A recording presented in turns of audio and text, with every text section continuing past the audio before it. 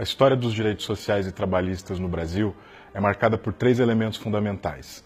Em primeiro lugar, um conjunto de lutas populares e trabalhistas em defesa de direitos e em busca de conquistas capazes de melhorar as condições de vida da classe trabalhadora e das camadas populares do país.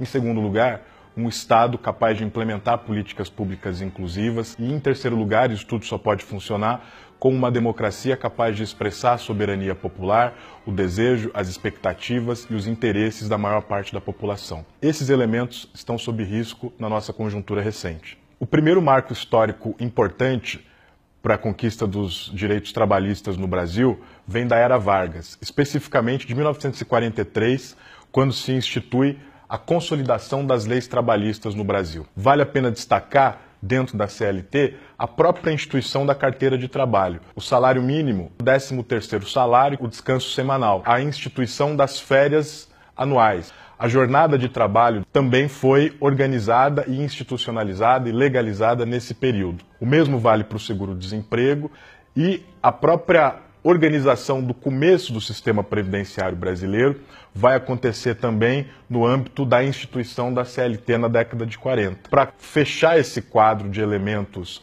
fundamentais dos direitos trabalhistas, há a possibilidade de negociação coletiva para que os trabalhadores tenham fortalecido as suas demandas e os seus canais de interlocução com o empresariado.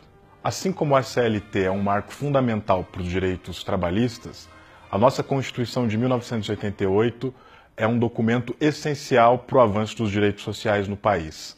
E nesse capítulo merece destaque, fundamentalmente, a maneira como os direitos sociais entraram na nossa Constituição. Em primeiro lugar, ela prevê que 25% do orçamento público deve necessariamente ser utilizado com educação, 15% para a saúde, além de organizar as diretrizes para a universalização da Previdência Social e da aposentadoria para os trabalhadores. O novo governo interino tem uma série de propostas e de alterações para os direitos sociais e trabalhistas no país. Esse governo propõe uma elevação na jornada de trabalho. O diretor da Fiesp chegou a insinuar que o Brasil deveria adotar uma jornada de trabalho de 80 horas semanais. Isso significa consumir todo o dia do trabalhador com o tempo de trabalho, sem deixar nenhum período de descanso, de convívio com a família, de socialização com os amigos. Esse governo propõe a terceirização das atividades como um principal mecanismo de contratação. Além disso, uma medida dramática proposta por esse governo é a impossibilidade de que os trabalhadores demitidos acessem ou reclamem na Justiça do Trabalho, enfraquecendo ainda mais a voz coletiva dos trabalhadores, se propõe o fim da negociação coletiva.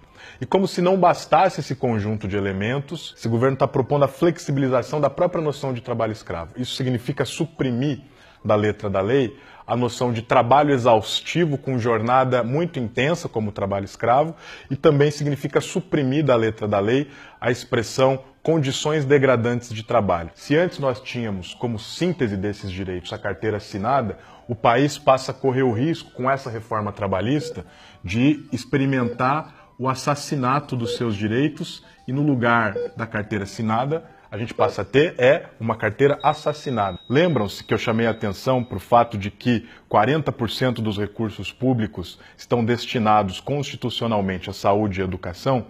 Pois bem, é exatamente com isso que o governo quer acabar. Ele quer desvincular qualquer tipo de orçamento para educação e saúde de obrigatoriedade de conversão e investimento em políticas públicas. O atual governo interino tem proposto uma emenda constitucional que tem como objetivo congelar todos os gastos com políticas sociais por 20 anos no país, sacrificando por 2 décadas, por uma geração, a possibilidade de melhoria da saúde, da educação, da seguridade e da própria previdência no país, que também é um objeto de investida desse governo interino. O que se apresenta é o desejo de ampliação da idade mínima para que o trabalhador possa se aposentar. A proposta do governo é aumentar em mais 10 anos trabalhados, para casa dos 70, dos 75 anos, essa possibilidade de aposentadoria. Além disso, um elemento que precisa ser destacado está no fato da tentativa de encolhimento do auxílio-doença. E para terminar,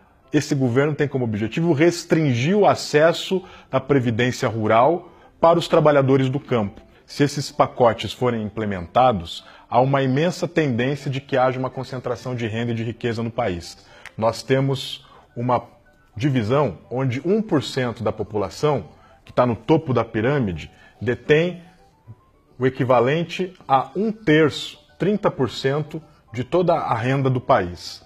As reformas trabalhista, social e previdenciária têm como objetivo organizar uma política de Estado para esse conjunto de pessoas e não para a maioria da população. Com o maior número de pessoas desempregadas, com o maior número de pessoas ganhando menos, eu tenho melhores condições para que os empresários possam oferecer salários que não dão conta de organizar uma qualidade de vida adequada para o trabalhador, intensificando a possibilidade de que haja acidentes de trabalho e um nível cada vez maior de adoecimento. Esse programa não foi votado, esse programa não é o programa eleito pela maioria da população brasileira. A única forma de nós resistirmos e lutarmos pela permanência e pela manutenção das conquistas históricas para os trabalhadores e para as camadas populares do Brasil é se mobilizando e indo às ruas, lutando contra esse governo golpista e em favor de que o povo brasileiro possa escolher, a partir da sua soberania, qual é o melhor caminho que o país deve seguir daqui para diante.